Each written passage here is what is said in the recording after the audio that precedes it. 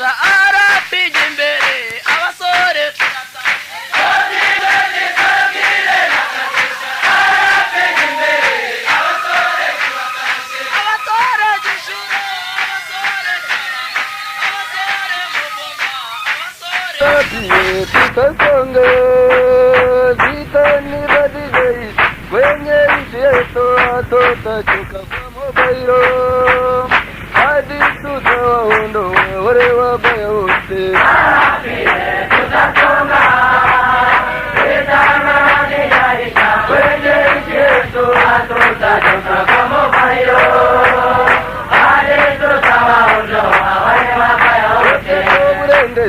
pano kwa motarajo na sese toka pano kwa motarajene antitanke zikangorome arapeje zikari fuka kweze tadikari arapeje tutatonga Byari tariki ya 5 Nyakanga umwaka wa 2009 abanyarwanda bari barayibijije umunsi ngaruka mwaka wo kwibohora. Kuri iyi nshuro ya 15 hari hateguye igikorwa kidasanzwe abanyamakuru batandukanye bo mu Rwanda ndetse no mu mahanga bari bitabiriye umuhango wo kwibohora ku nshuro ya 15 ubwo batambagijwe ibice bitandukanye bigize amateka y'urugamba rwo kubohora u Rwanda kuva muri 1990 tariki ya mbere ukwakira 1990 kugeza 1994. Uwari uyoboye igice cya mbere cy'ubusobanuzi yari Gen Major Caesar Kayizari, yari afatanyije n'uwari Kapiteni Gen Nyirimanzi, babanje kubereka uko urugendo ruri bugende ku ikarita y'u Rwanda. On 1st October 1990 bifashije indege za kajugujugu zari zatanzwe na Minisitiri y'Ingabo z'u Rwanda, maze zogoga ikirere ziganaho urugamba rwanzikiye bwa mbere ariho Kagitumba border yitegeye umusozi wa Uganda uzwi nka Miramahiro kwa Rwancumange kubahaza. Ariko munsi turahabona agasantere kazwi nka Sofia. Muri iki kiganiro televiziyo y'u Rwanda yabagejejeho amateka y'ibice n'ibihe by'ingezi byaranze urugamba rwo kubohora u Rwanda, kuko bitari byoroshye kuvuga uko urugamba rwose rwamaze imyaka 4 mu minota mike nk'iyi. Mbere yo guhitamo inzira y'ibanze y'intambara kugira ngo inkotanyi zibohora igihugu, abanyarwanda bari baragizwe impunzi n'amateka yaranzwe n'itotezwa ryakorewe abatutsi ryabayeho rikozwe n'ubutegetsi bwagiyeho nyuma y'ubukoloni.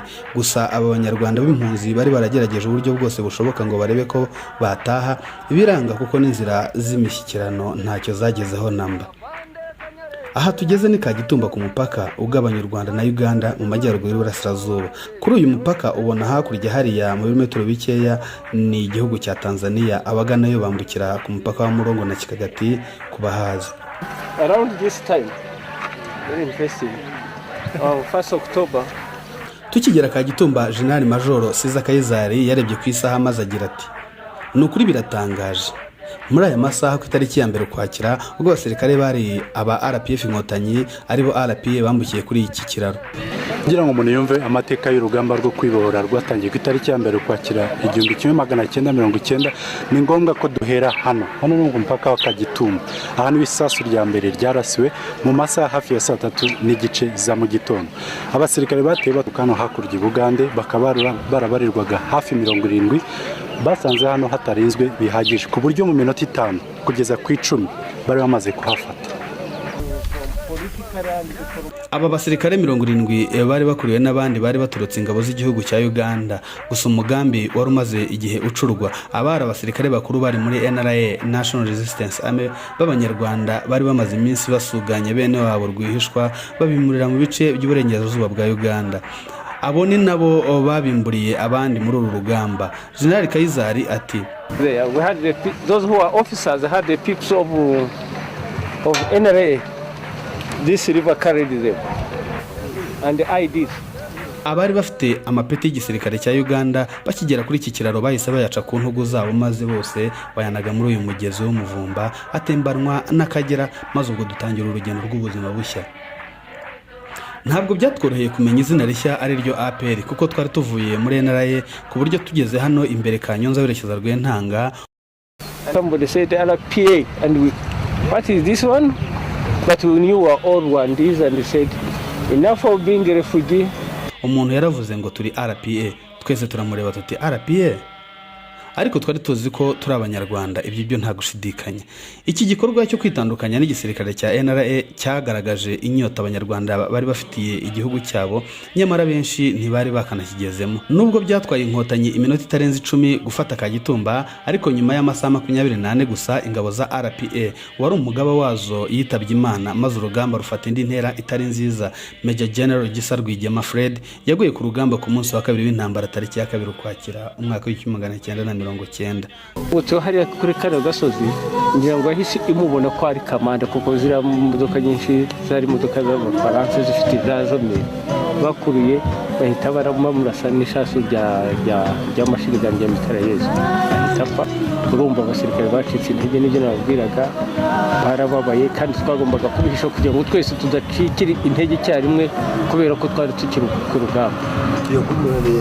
Aka gasozi Major General Gisa Fred Rwigema yaguyeho kari hagati y'Amatimba na Kagitumba. Uhahagaze ni hafi ibirometero 5 uvuye Kagitumba. Gusa urupfu rwa Fred Rwigema rwaciye intege abasirikare baba bato ndetse n'abakuru, dore ko benshi bari bamuziho ubutwari buhambaye ntagereranywa kubera intambara nyinshi yaganishije ku ntsinzi. Ariko rero Gen Kabarebe Kayizari ati twaracecetse ngo turebe ko abasirikare badacikira intege cyarimwe, ariko umwanzi atangira gukwirakwiza inkuru cyarimwe ko Rwigema yishwe na bagenzi be. Ariko rero urugamba rwo rwagombaga gukomeza. Abageze Matimba ibirometero 11 uvuye Kagitumba, inkotanyi ubwazo zahise zicamo ibice bibiri.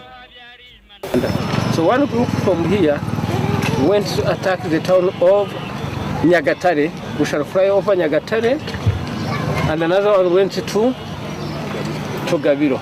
Of course, igitero kimwe cyagabwe ku mujyi wa Nyagatare, icyambukiye Musheri, Gasinga na Kijojo. Nyagatare zingirwa tariki ya 5 Ukwakira mu mwaka w'1990. Hanyuma igice cya kabiri cyahise gitera Gabiro, giciye mu ntoma za Kagwegwe, Ngabo Nyarupfubire na Rwimiyaga, Ndama na Buhongora, uberetse Karangazi na Kizirakome kireba inyuma cyane. Abasore bapanu wa Nyagashanga mbese mukabwi bikeza keza kamataha y'inka. Gabiro bari bamaze kuyivamiya ku tariki ya 6 Ukwakira muri 1990.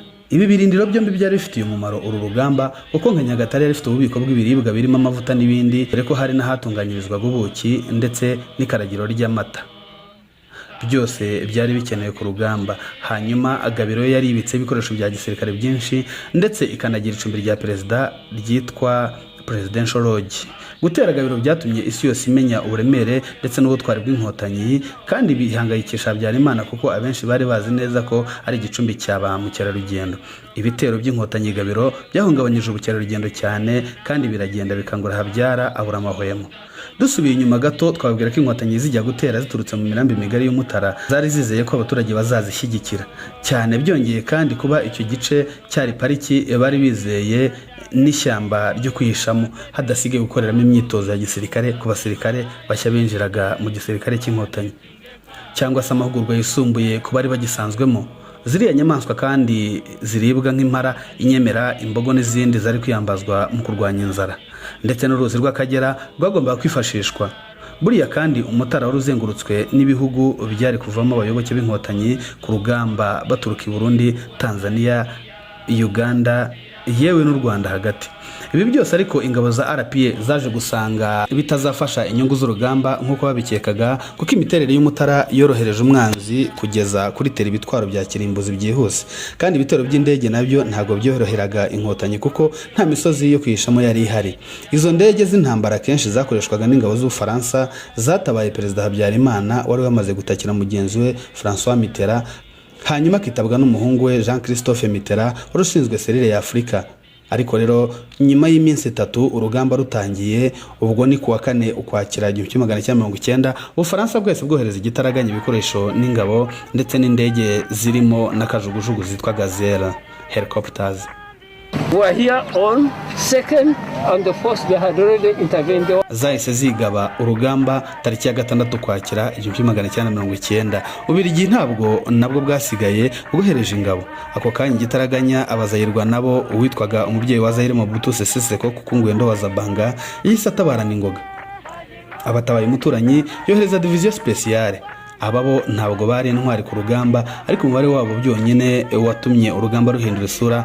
Abamaze kubona ko aferi itoroshye, abazayirwa bamanika amaboko bahambira utwangushye bati bavandi uru rugamba ntabwo ari urwacu, ubwo bahise bahambira basubira muri Zaire i Kinshasa. The equation of the war. They got their piece of the fight and later they said this is not our war. We didn't bargain for that and they took off.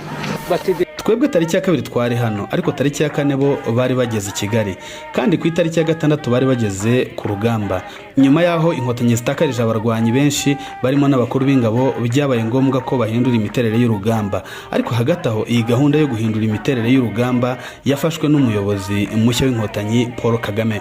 Urugamba rwanzika, Kagame yari mu mahugurwa ahitwa Port Leavenworth Defense College muri Leta Zunze za Amerika. Kagame na Rwigema bari baziranye cyane, dore ko bari bararwananye ingamba zitandukanye zo kubohora abaturage mu gihugu cya Uganda, ndetse bakaba bombi bari mu basirikare 27 ba mbere bafatanyije na Yoweri Kaguta Museveni tibaburwa gutangiza urugamba rwo guhirika ingoma z'igitugu muri Uganda, Bush War.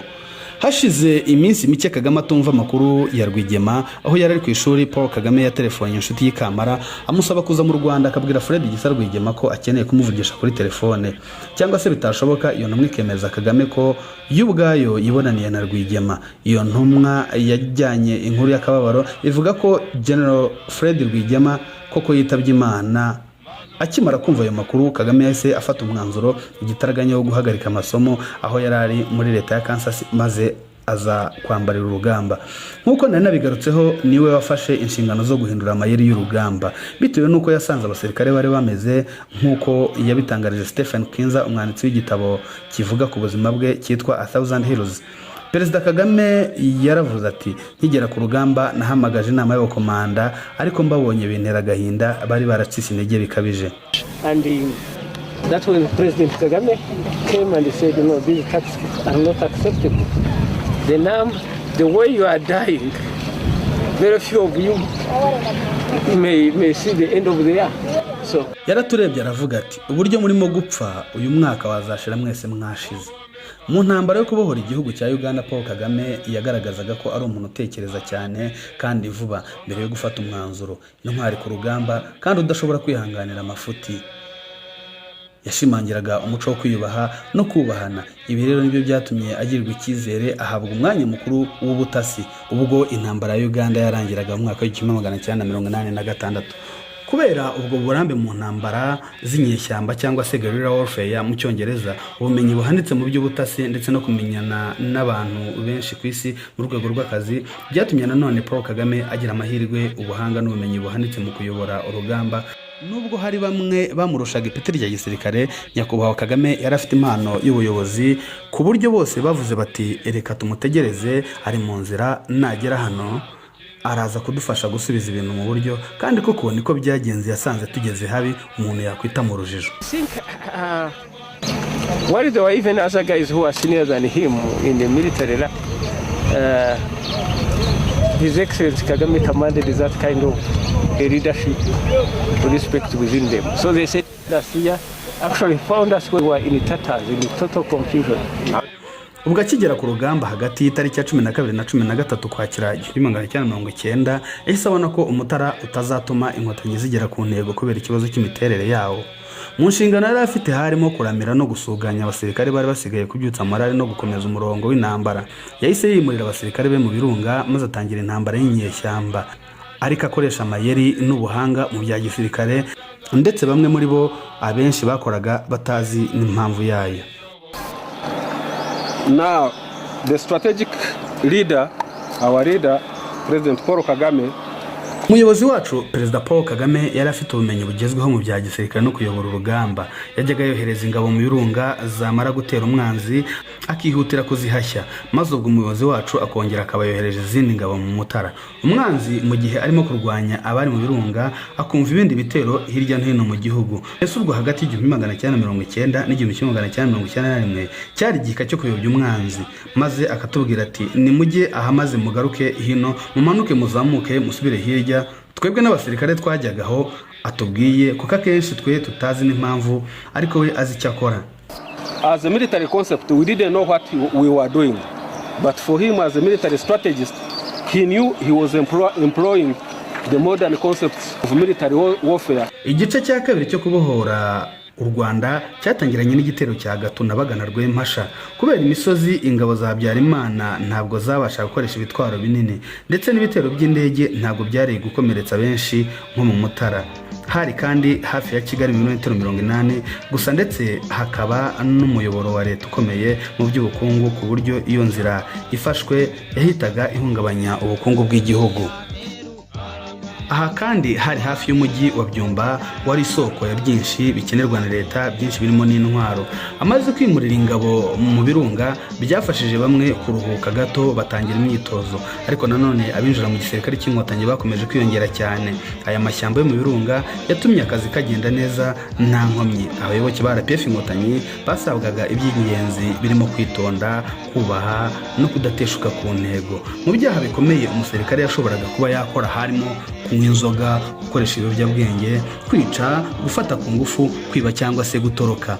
Mu misozi ya Ruhengeri ubutuzi nka Musanze ni ahantu hazwi imbeho, ubukonje ndetse n'imvura ihita gake byagoye benshi kubimenyera, ndetse bamwe bahasiga ubuzima mu mpamvu zitandukanye zatumye umugaba yimurira ingabo ze mu birunga. Paul Kagame yari azi ko gutera Ruhengeri bizatuma ubuyobozi buhungabana, dore ko abari bagize leta hafi 80 cyangwa 90% by'abasirikare ba Habyarimana bakomokaga mu Ruhengeri, kandi hakaba hari hafungiye abanyapolitiki n'abasirikare bakuru batavugaga rumwe na leta. Ibitero byo mu Ruhengeri kandi byakanguye leta yari maze iminsi iri mu kwabuki ko kwizihiza intsinzi kubera igabanuka ry'ibitero byo mu Mutara, nuko bituma leta yongera kugira akazi katoroshye ko kongera kurwanya inkotanyi kuva mu burasirazuba kugeza mu majyaruguru. Ibirunga kandi byari gufasha RPF gutangira urundi rugamba rwo guhashya propaganda no kunyomoza ibyavugwaga mu itangazamakuru rya leta, cyane cyane kuri radio televiziyo libre domire colline RTRM. RPF inkotanyi yaje gutera gereza Ruhengeri, nyamara ririnzwe cyane. Ku itariki ya 23 Mutarama 1991 maze Ubuhora abari bamaze igihe bahafungiye. Icyo gitero gitangiye wari umuyobozi wa gereza yahise abimenyesha Kigali kuri telefone, maze Colonel Elisa Gatwara umunyamabanga wihariye wa Perezida Habyarimana Juvenal wahise amutegeka kwica abagororwa bose bari bahafungiye. Ariko mu gihe Sagatwara arimo kubyibazaho, inkotanyi nibwo zinjiye maze zirekura abagororwa bose. Hari abatangabuhamya bari bahari baganiriye n'abanyamakuru bavuga uko barokowe n'inkotanyi, ariko mu mwaka wa 2009 bari barasubiye mu buroko kubera ibyaha bari baherutse gukora. Narindi hano hari saa 11 n'igice za mu gitondo kare itariki niyo ntibuka neza ko kera cyane twumva amasasu gatangiye kuvuga kare baratangira bavuga ngo ni inkotanyi ngo zaje arizo zateye hano kuri gereza, ngo zaraje zifungura hariya kuri gereza. Zimaze gufungura kuri gereza twese ubwo turasohoka, ariko tukirimo bahise bavansa bari gutambuka bagiye spécial bagiye gufungura. Aba spécial barimo barizinde n'abakafite n'imuvuna nyambo bari bafungiye muri spécial, ubwo hamwe n'amashumi bose bavuyemo. Twese ubwo tuva dusohoka muri gereza, abashoboye kujyaho bagiye iwabo, abashoboye kujyana n'inkotanyi barajyanye.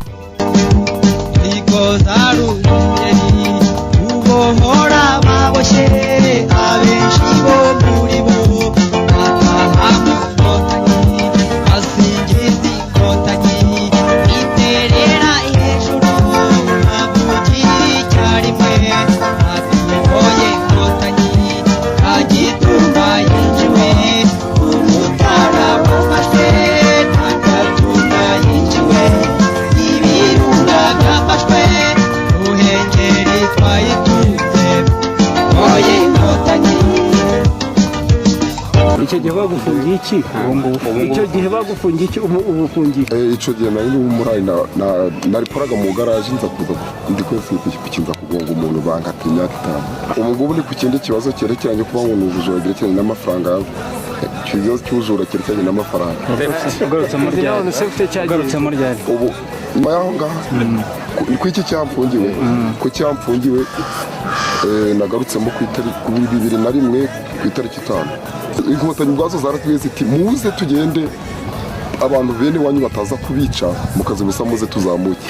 Abaye ngombwa ko abakurikiye inkotanyi bajyanye nazo nta kibazo bahuye nazo, abagiye ubwo ngende mu bantu bakase hano mu muhanda ugiye muri Vunga bamfatira inyamutera ubwo leta yari kudufata bahisemo kwitahira aho ubwo nayo ngiye mu rugo ariko none leta ihitamo kujya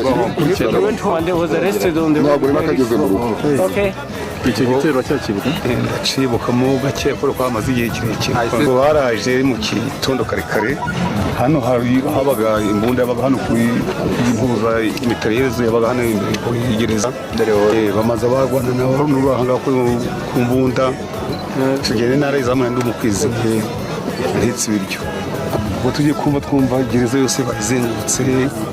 Nyuma yo kubohora abo bagororwa, ingabo z'inkotanyi zahise zigaragaza icyo zaharaniraga ko zaje zije kubohora abanyarwanda hatitawe ku moko nk'uko byatangazwaga na MRND ndetse na MDR za Habyarimana. Ariko nyuma yo kubona icyitwaga umutima wa leta gitewe ndetse n'urugamba rumaze gukara, nibwo leta yemeye ko habaho imishyikirano na RPF ari nayo yaje kubera Arusha muri Tanzania. Ariko nubwo habayeho imishyikirano, leta yashyizeho ingamba nshya zo kurema urugamba bundi bushya. Ntibyatinze kugaragara, ubwo nibwo hatangiye igeragezwa rya jenoside, aho leta yatangiye ibikorwa yitaga umuganda. Ubwo nibwo abatutsi batangiye kwicwa ku mugaragaro ndetse ntibasize abana kugira ngo barandure imizi y'ubwoko burundu. Erega ni nayo ntego nyamukuru yitegurwa nyamukuru y'uru rugendo, kugira ngo hagaragazwe uko umuryango RPF inkotanyi wabyitwayemo, kugira ngo hagaragare uko yahanganye n'intambara yari ivanzemo no guhagarika jenoside yakorerwaga abatutsi. Reka twumve Madame Louise Mushikiwabo.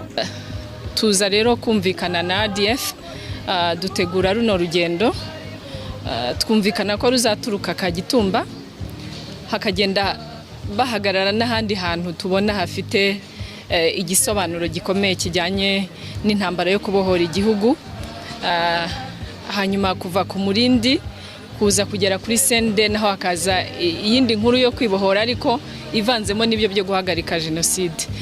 Twasanze rero amateka yo kwibohora mu rwego rwa gisirikari ari amateka itangazamakuru ryifuza kumenya. Tubona rero ari umwanya mwiza igihe turiho dutegura ibiganiro bijyanye no kwibohora ku nshuro ya 15 yuko urwo rugendo twarutegura tukarusobanura. Niyo mpamvu rero yatumye iyi gahunda tuyishyira mu bikorwa bijyanye no kwizihiza kwibohora ku nshuro ya 15. Kugira ngo usobanukirwe amateka y'intambara ivanze no guhagarika jenoside, byabaye ngombwa ko abanyamakuru banyarukira ku Murindi w'intwari uyu wa Byumba, ari nayo soko y'intsinzi. Igice cya gatatu cy'intambara ni igisobanura amateka hagati y'1992 n'1994.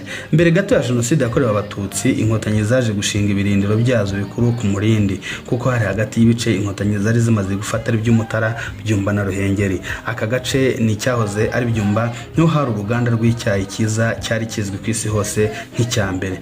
Inkotanyi zarabirebye zisanga uruganda rufashwe byahungabanya ubukungu bw'igihugu aha ku Murindi, kandi byari korohera abatandukanye na leta yariho ndetse n'abifuzaga kuva hanze baje gufatanya n'inkotanyi.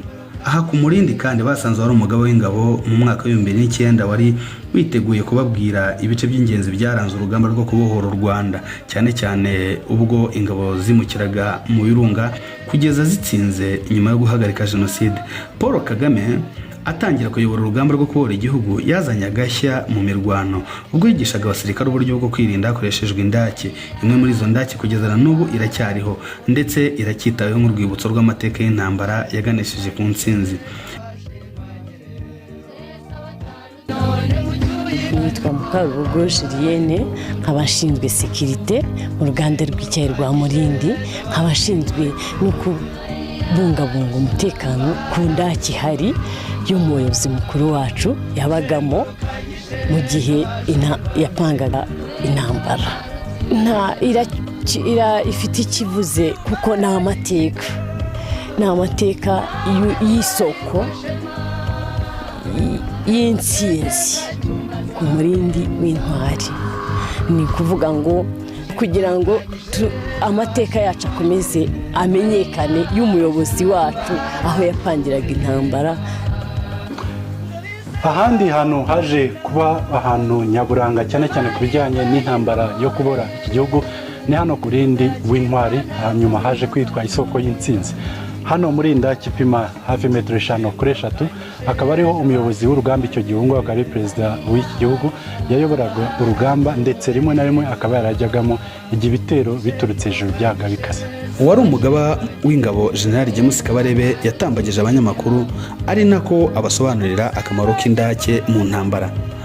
Gen Kabarebe yabaye umunyamabanga wihariye uwo bita Ededoka cyangwa se EDC wa perezida Kagame kuva mu minsi ya mbere akigera ku rugamba. Mu nshingano yari afite harimo kumugezaho amakuru ayari yose. Ndacyo akamaro kayo no kurinda abasirikare nawe urumva nawe of course we yari kurusho cyane yagombaga no kurindwa ariko indaki muri rusange yabiye zaba n'izabandi zaradukishije cyane kubera ko kujya mu ndaki byatumaga twebwe umwanzi abombarida igihe kirekire noneho akaza yakwegera tukamurasa tumureba muri metero nkeya cyane.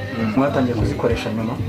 Twatangiye kuzikoresha nyuma kubera ko mu minsi ya mbere ndibaza ko bari basobanuriye mu minsi ya mbere za Kagitumba twinjiye urebye ubuyobozi bwarajegajegaga ndetse ari nayo mpamvu n'abayobozi ba mbere bapfuye. Abayobozi ba mbere gupfa abayobozi benshi bikurikiranye so ku mwanzi yarakomeye cyane, harimo n'amakosa y'abayobozi ubwabo n'abapfuye ubwabo, harimo amakosa yabo ari personal, harimo excitement, harimo kutumva uburemere bw'akazi ugiye gukora, kutumva uburemere bw'akazi ugiye gukora n'uburyo ugomba kurinda nabo cyangwa se no gusuzugura umwanzi uri umuyobozi ku rugamba. Niryo kosa rya mbere rikomeye cyane, ni naryo umuntu yavuga ariko we aje kuko icyo gihe twarwanaga mu mibande abanzi bakatujya hejuru bakaturasa. Aje yadukuye mu mibanda dushyira ku misozi ducukura indaki. Icya kabiri agakora muvuma nyinshi cyane. Ntabwo twari benshi ariko twakoraga muvuma nyinshi cyane ku buryo umwanzi yumvaga ko turi benshi. Twaba twageze mu birunga twaharashe iryo joro hakaba hariho fosi yahavuye ikaba yasubiye mu Mutara yaharashe abo kwa Habyarimana na guverinoma bakongera bagatwara yo fosi. Baba bakigezayo bakumva hano hagati fosi harashe bakaza bwaca mu gitondo fosi ikaba yageze, twararaga tugenda fosi zabaga zinyuranamo. Ni nacyo cyatumye umwanzi acika intege akibaza ko turi benshi cyane, ariko urebye ubuhanga nibwo bwatumye umwanzi ananirwa. Nkamwe mu makuru yaje kumugezaho nayuko indege y'uwari perezida Habyarimana yarashwe. Iyo nkuru ni nayo yahinduye isura y'intambara kuko yafashe indi ntera kuko harimo no gukorwa jenoside. Gen Kabarebe yavuze ko iyo nkuru yayimugejejeho ubwo abandi basirikare n'abayobozi ba RPF barimo kureba umupira w'igikombe cya Afurika. Yewe Afande nabanye nawe igihe kirekire kuva muri 90 ngira ngo kuva yaza muri 90 hagati y'itariki 12 na tariki 13 nko mu matariki 18 15 nibwo natangiranye nawe akazi, ntangira kuba EDC we no kuba commander wa protection unity. So twarakoranye, so kumbaza ko ngo yabyitwaye hate ngo Habyarimana yapfuye icyo gihe akimara kubyumva ni nkuko wambaza ngo yitwara gate iyo yumvaga ibindi bikomeye, kuko habaga ibindi bikomeye byinshi cyane mu miyoborere y'iyi ntambara yari itoroshye. Icyo navuga nuko jewe ntabwo narimwe nigeze mbona ari umuntu uba shock iyo ikintu uko cyabaga kimeze uko ari cyo cyose. Wazaga ufite impumu umubwira uti iki cyabaye, iki ibintu byacitse, ukabona we ibintu byose abifashe mu buryo bworoshye. Ariko ntibivuze ko atabitekerezagaho, yabitekerezagaho cyane, akabitekerezaho uwo mwanya kandi agatanga igisubizo cy'icyo kibazo. Icyo gihe tumaze kumva ku maradiyo, twakurikiranaga amaradiyo y'umwanzi, mubwiye ntitwumvise ko indege ya Habyarimana iguye. Arandeba baravuga ati mugende mu confirming, niko yambwiye ati mukurikirane izo nkuru mumenye izazo, mumenye ko ari byo. Nsubirayo ariko mu gusohoka ngenda mfite ubwoba mvuga none naba numvise nabi nkaba mubeshye ikintu nk'icyo ngicyo, numva ahubwo nijye ugize ikibazo. kandi nyamara njya kujyayo kuko nagombaga kumubwira buri kantu kose niko kazi nari nshinzwe.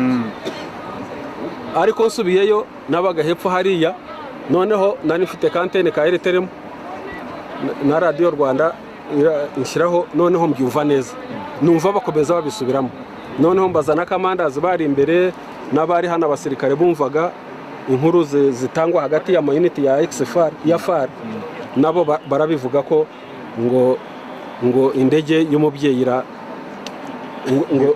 ngo irahiye. Ngera nsubirayo ndamubwira nti nibyo, iriya nkuru nibyo. Ati washuwa, buri gihe iyo wamubwiraga ikintu yakubazaga gatatu, yarakubazaga ati are you sure? Uti yes sir. Ati are you sure? Uti yes sir. Ubwa gatatu akagusubiramo ati are you sure? Uti yes sir. Niko nabyumvise, ariko bigomba kuba ari byo. Icyakurikiyeho nubwo ko yavuze ngo tuvugane na Kayonga wari muri CND afite bari abasirikare ba 600 ngo twumve niba hari ikibazo bafite cyangwa se bari bugire. Tuvugana na Kayonga tubwira ko abantu barimo gutelefona za Gikondo, Nyamirambo, mu mujyi hose bavuga ko ngo za Burende n'iki ngo abantu batangiye kubica. Turagaruka turamubwira, ndagaruka ndabimubwira. Icyo gihe afande yari kumwe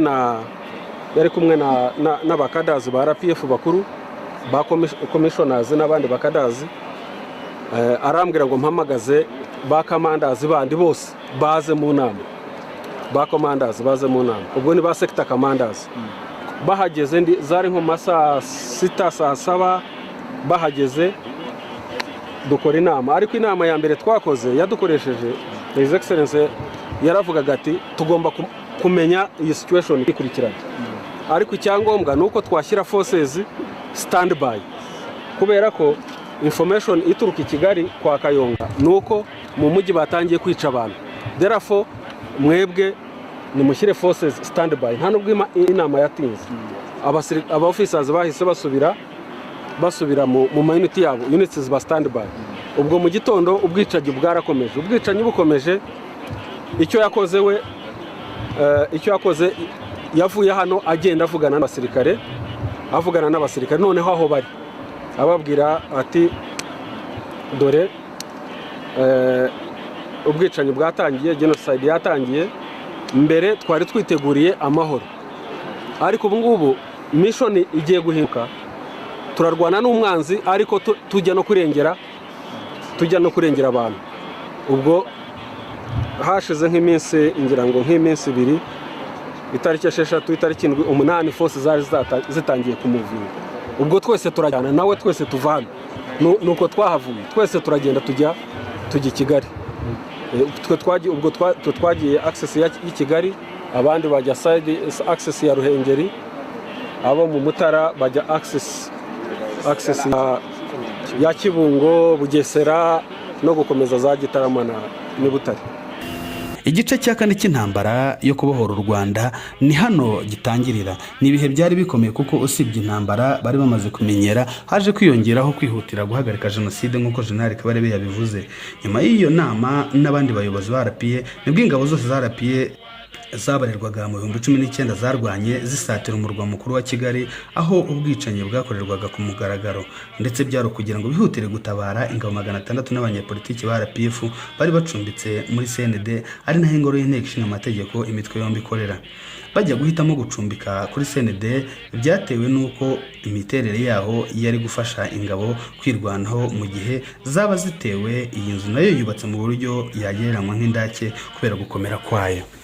Gusa indi myanya inkotanyi zari zahawe guhitamo akaba ari ahari ibiro bikuru bya polisi ku Kacyiru, ka Kami cyangwa se ka Kigali. Iryo joro rya tariki ya 6 Mata 1994 babonye ko abaturage batangiye guhungira kuri CND ari benshi, ndetse n'abandi hirya no hino batakamba, kandi noneho n'ingabo za leta zatangiye gutera inkotanyi aho muri CND. Byabaye ngombwa ko basohoka bajya mu bikorwa bitoroshye byo guhashya bicanyi, ari nako barwana n'ingabo za leta ndetse n'interahamwe mpuzamigambi.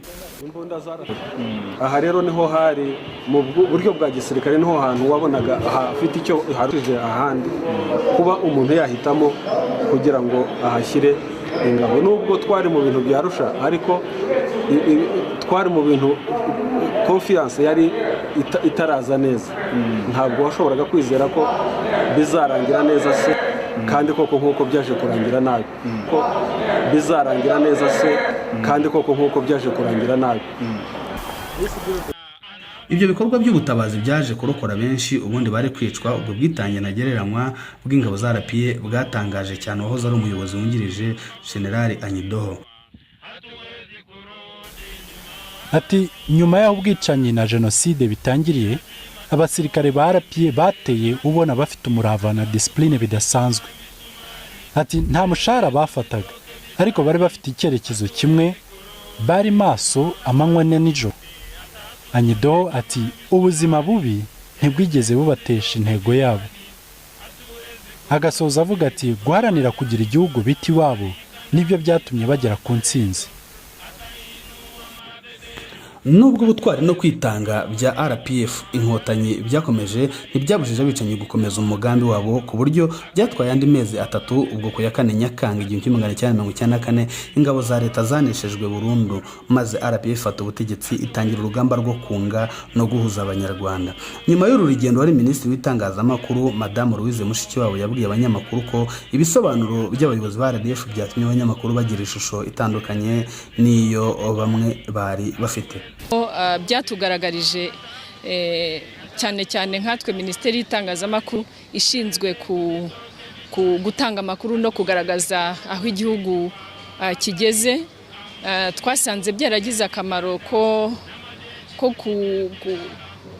kuba ayo makuru ajyanye no kubohora igihugu kuri isabukuru yo kwibohora, bazabona umwanya wo gukora urwo rugendo nabo bagasura hariya hose bakumva nayo mateka neza. Abanyamakuru bakaba batanze icyifuzo cy'uko ruriya rugendo mu by'ukuri rwategurwa rukaba igisobanuro cy'amateka ajyanye no kwibohora no guhagarika jenoside, ndetse usanga agenda akarenga urwego rwa gisirikare kuko harimo gukorana n'abanyarwanda. Tukaba rero icyo gitekerezo twagisangiye n'ubuyobozi bwa ADF, dusanga ari ikintu cyiza cyane. Turifuza rero yuko twatangira kubitegura. Nyuma y'urugamba rwatwaye imyaka igera kuri 4, General Gen Kabarebe yemeza ko uruhare runini rwatumye bashobora kugera ku ntsinzi. Wenda ntabwo birigira bivuga, ariko jewe ku bwanjye ndabivuga kubera ko ndabizi ko ari byo, ariko nzi ko n'abandi bakamandazi wenda mwe ntabwo abaturage n'abandi basivili ntabwo mujya mu bimenya, ariko twebwe mu mitima yacu tuzi ko tutari dufite abantu barenze umwe bashoboraga muri urugamba twarwanye guhera muri 90 kururwana guhera ku munsi wa mbere kurugeza ku guhagarika jenoside. Ntabwo twari dufite abantu barenze umwe, no kuvuga ko ari we twari dufite, ndetse tukarenzaho tukanavuga tuti twagize ibyago dupfusha abayobozi bari bazi kurwana. Bagiraga gute? Abayobozi baba batandukanye muri revo, tukavuga tuti n'abapfuye mbere bose ubashyizemo, twebwe tuzi neza ko biri ibibazo twagiye duhura nabyo ntawundi wari gushobora guhangana nabyo atari we, ku buryo iyo tugira nk'ibyago agapfa, intambara yo kubohora u Rwanda, intambara yo guhagarika jenoside, byashobokaga ko yari kurangirira aho ngaho.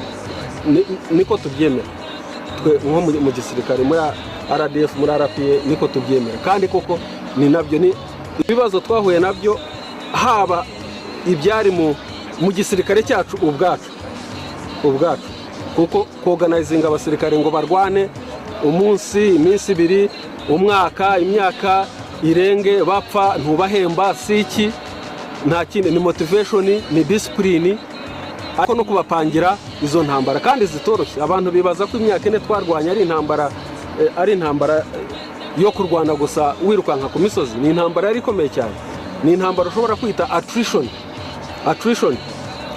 Hari aho twarwaniraga ku musozi, twarwana n'umwanzi tukaharwanira amezi 3, akadukuraho ku manywa tukamukuraho nijoro, akadukuraho ku manywa tukamukuraho nijoro, kumara amezi 3 turwanira ahantu hamwe.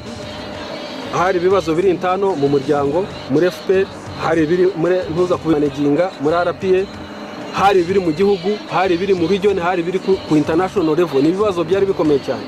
Twese turaziranye, twari twarabanye aho twavuye ntabwo twari dufite abantu barenze umwe bashoboraga kuyobora uru rugamba ngo babe barutsinda. Ibi nabyo ukuri nako kujye kugera aho ngaho kuvugwa kujye ahagaragara, ku buryo n'abayobozi buri muntu yagize uruhare rwe kandi rwiza.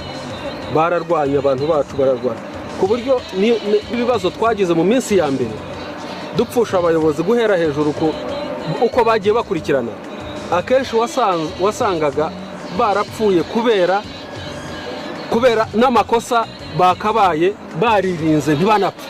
Intambara yoroshye, ibyo byasabaga umuntu urenze umwe gutekereza gutyo, ntabwo byasabaga abantu babiri. Birakomeye cyane. Ariko nk'uko wa mugabo yari abimbajije avuga ati se muravuga ko ari nta bandi bayobozi noneho ari we u Rwanda ruzarangirana na Perezida Paul Kagame. No, muri uko gutegura iyi ntambara no gutegura urugamba no kuruyobora, mu byo yagiye akora byinshi cyane, yateguye n'abantu, yagiye ategura ku nzego zitandukanye, haba ku abanyepolitiki, haba abasirikare, twese uko turi muri structure y'ubuyobozi, haba bwa gisirikare bwa gisivili, abenshi kanosiyo bafite k'ubuyobozi n'imiyoborere n'imikorere, byose 90% byabaga byaturukaga muri we. Uretse ko ari ibintu binakomeza n'ubu ari urubyiruko, ari abasore batoya cyane, ari abazagira Imana akiriho bakaba imiyoborere ye niho hazava abamwigiraho. Noneho ni nacyo kizatuma u Rwanda rukomeza uruhererekane rw'ibitekerezo bye, bizatuma abayobozi bandi bavuka bateye nkawe, u Rwanda rukomeze rumeze neza, ruyoborwa neza. Nyuma y'intsinzi y'urugamba rwo guhagarika jenoside no kubohora abanyarwanda, ubundi umuntu yakagombye kwishimira ko yageze ku ntego yarwaniye, ariko byaje kugaragara ko urugamba rwo kwivana mu bukene bagana iterambere rukibategereje. Umwanditsi ukunda kugarukwaho ni Stephen Kenza yagarutse kuri Paul Kagame, avuga ko bakimara gutsinda urugamba Kagame yafashe umwanya akazenguruka Kigali, ariko ibyo yabonye byamuteye intimba kuko yasanze Kigali yarabaye umusaka no watereranywe hose huzuye imirambo gusa. Nyuma yo gutsinsura abicanyi hasigaye kubaka urundi Rwanda rushya, kandi rukaba u Rwanda n'imahanga hose, inyigisho yo kwitanga no kwitangira uburenganzira bw'umunyafurika cyangwa se abatuye isi ari inshingano za muntu, utemera guheranwa no gutsikamirwa. Ibyabaye ku Banyarwanda. Abakeza amahoro mamya ko batazi neza ibitendo by'inkotanyi, muzabaza inkotanyi ko zambutse rwa Busoro, ubahanganye yaciye urutindo.